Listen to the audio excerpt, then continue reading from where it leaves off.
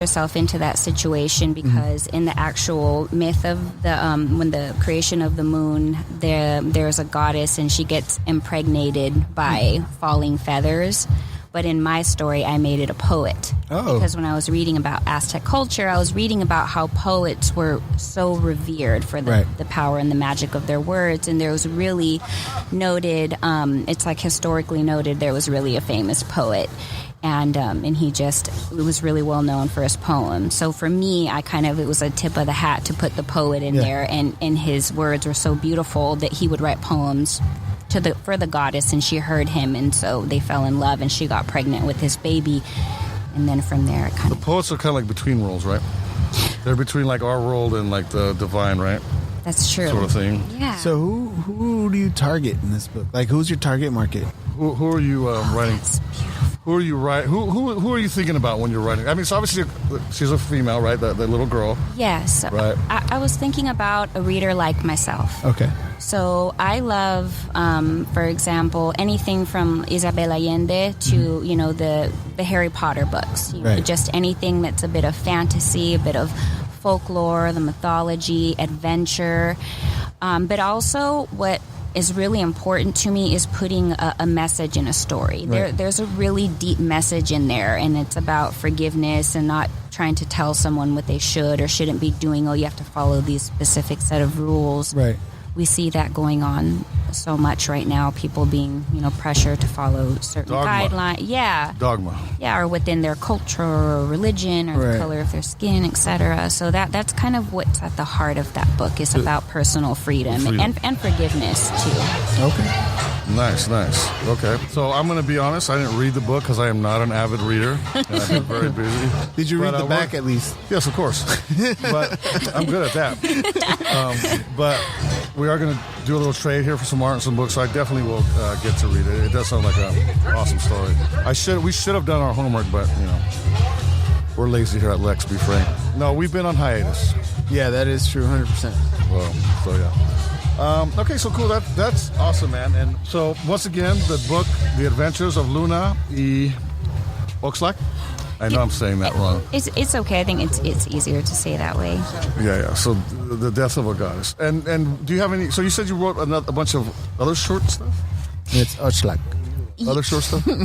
Yeah, so the other thing that I did, so I already started another novel too, and then another thing that I did that I completed is a screenplay that took me a very, very long time to read. And the writers group that I mentioned that I joined, where I met my friend Jacob in that group, that they kind of helped nurture me into finishing the screenplay. So those groups are good for writers, right? They keep you guys in check, and they kind of help you out. And you get exposed to, producers, you get an audience and too, that knows what they're talking agents, about. And you get somebody who knows what they're doing. Yeah, what do you call it? The community is so important. Even with me as artists, it's good to know other artists and hang on.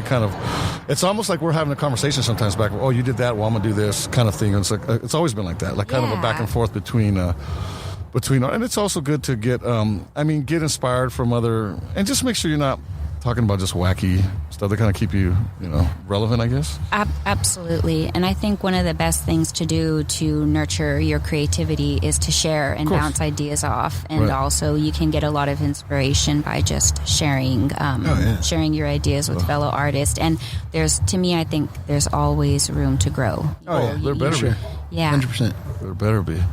If there isn't, then why keep going? You gotta get better. Don't settle. Right. Don't settle. Yeah, I kind of do that with my, when I do these events with my booth and all that. I put stuff out before it's done to test it on the market, kind of, and which is cool. And I'll go like, okay, this is not really working, and I need to add a little more. And I've gotten good at. You get tens of thousands, hundreds of thousands of people just walking by. You get a good consensus, and so I'm able to. Okay, this needs more. For me, my paintings are like a tuning fork. I want to say, there's a point where the idea might be there, but it's just not registering in the mind. It's not clicking like that. And when I hit that point, I know, and I get to test it on lots of people.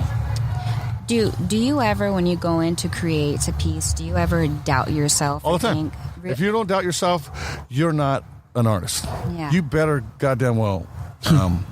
You have to. Right. You do not know. If you go in there full-hearted thinking that you are not being real to yourself. You should be nervous. You should be anxious because but you doubt and move forward anyway. Well, you have to. What I do is I trust the process. I have faith in it.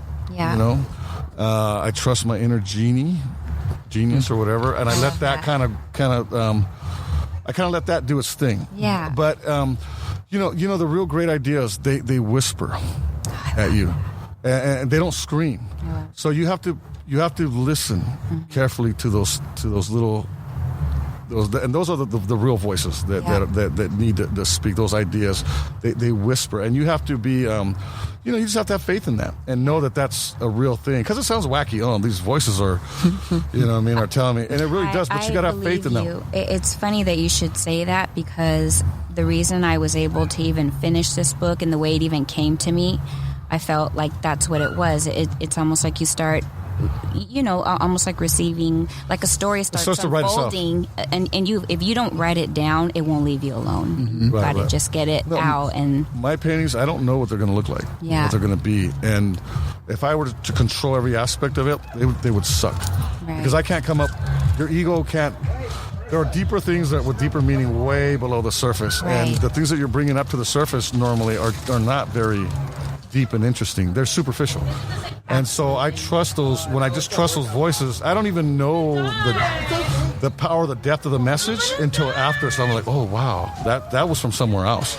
And that's when you know that you're tapping into where you're supposed to be tapping into, right? Because for me, arts, you're tapping into the flow. Higher things in the flow, right? I completely agree. So that I just trust in the and get my ego out of it as much as I can. Yeah. There's a lot of ego in it, but to get it out is always and it does satisfy my ego because the ideas end up, I get the credit for them in a way. So even though they're not really mine, you know what I mean? So I don't want my idea. I don't want my idea. I want the best idea. I love that. Well, I think the idea chooses you. It's almost like choosing you and unfolding through you. Well, I feel like as artists, we're kind of like antenna. The best thing we can do is be ready for the idea. There's an idea, it flows. If you're not ready, it's going to pass you up. It's going to hit the next artist. And I'm sure you've been in a position where I had that idea. Yeah. How did that's actually my idea. Why did you do it?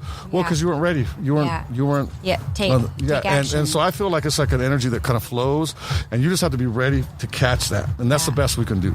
I think the trick is to where even if you're, how am I going to do it? What should I do? How should I begin? To not just do. You just do it, and the answers present themselves along the way, or the ideas, or the motivation. You know what I mean? Yeah. It starts to communicate you and tell you where to go with it. But you've got to have that faith, and you got to know. And to me, it's liberating. You have to finish. Well, you got to put in the hours, because a lot of people they don't finish projects and they don't. Or you doubt yourself. Oh, I'm crazy. Yeah, no. Throw it away. And I doubt myself all the time. You should. That's good. Every artist. It's not good because they never finish. No, but you got to trust in the process. That's what I mean by trusting. You just got to go with it. You know what I mean? You got to get the work done in the end. So that. But those ideas, you got to trust in the process, and that's right. The older I get, the more I see that, the more I understand that, and the more magical it is, and the more I believe in it. But like this mural, I'm doing a mural right now in downtown in San Jose behind the cathedral, and I had it halfway designed, and I didn't want to design the whole thing, and I was really nervous and anxious because I go, okay, I don't know what this thing's going to look like. I kind of got an idea, but it's not there yet, and I don't know. And eventually, and it was like that for at least 3/4 of the painting, and at the very end, I was like, oh, it's happening. And then you get excited because you see them. But I had to trust that. And trust me, there was like, this is not, what am I going to do? Like, you know what I mean?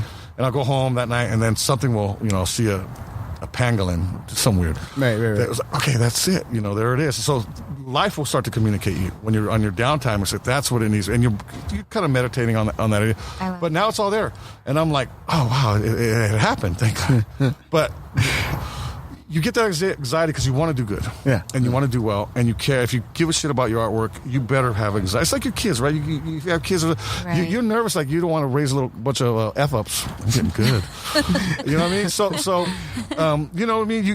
You should be nervous because you want to do well. So that's the place. But enough about me. in my process. No, I love that. But what you're sharing is so relevant. And I mean, anyone out there listening, having an idea, or I think so many people don't start or don't begin because they think, well, who am I, or what do I have to share, or even if I share, maybe it won't work out. But what if it does? Like, what a terrible, sad thing to never try in the first place. And I think that's one of the best things is to try courage. Is courage, even if you're scared, even the if courage you're to fail. What pushed you to make your book? That's a good question. What inspired you? What motivated you? Because you can't get me to sit around and type for all day. That to me, that's just like, oh God, when is this over? What triggered you to write a book? So do you know actually what really did was I really love listening to a lot of different I would say quote unquote personal growth individuals like Dr. Wayne Dyer, Eckhart Tolle. I don't know if you know who these people are. Michael Bernard Beckwith. Malcolm Gladwell, Robert Greene. Remember we were talking about that. So, anyways, Dr. Wayne Dyer, he's passed away now, but he was talking about how you should never die with music in your heart. So even though I had begun a career in one path, trying to do film, and after college, I went to New York and I interned for a PBS documentary about Dr. Martin Luther King called Citizen King. But I got a phone call saying, hey, your dad's been hit by a car, and while he was riding his bike, he has to have brain surgery. He might not make it. So I literally just kind of dropped everything, and then from there, unfortunately, my mother got cancer. She's passed away, but my grandmother got dementia, and I took care of her. So I really just put that kind of that dream on that career path on the altar, quote unquote, like on the shelf. Yeah.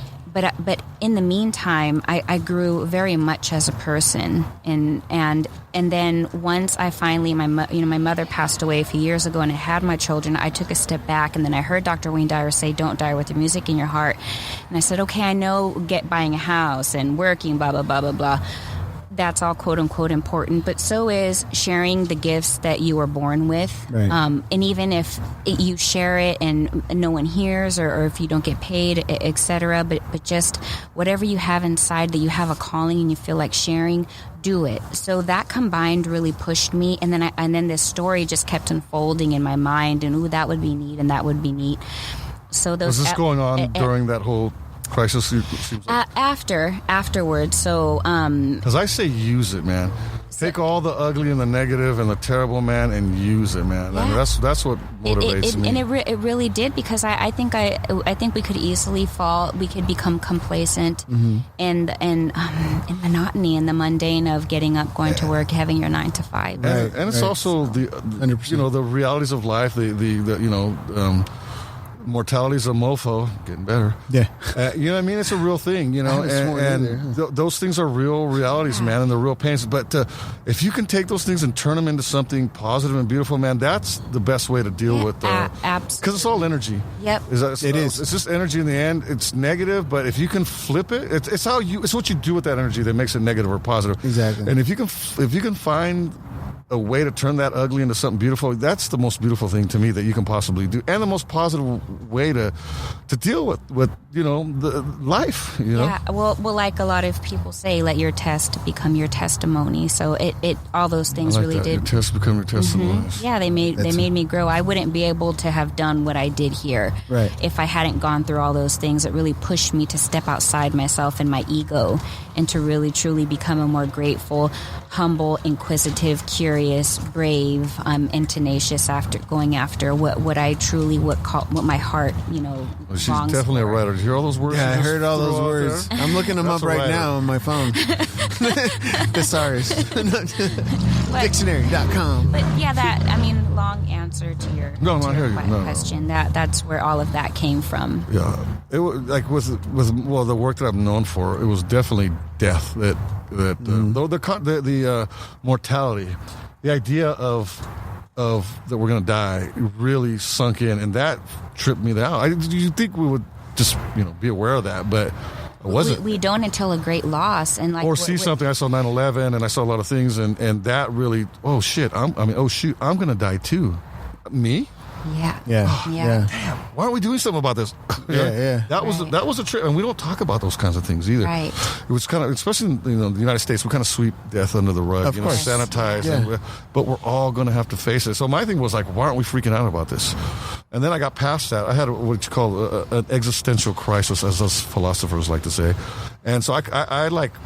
Did you share yet on the podcast about what you saw and Maybe. I don't like talking about it a lot. Yeah, Maybe we'll do it So one what? day. 9/11 and seeing all the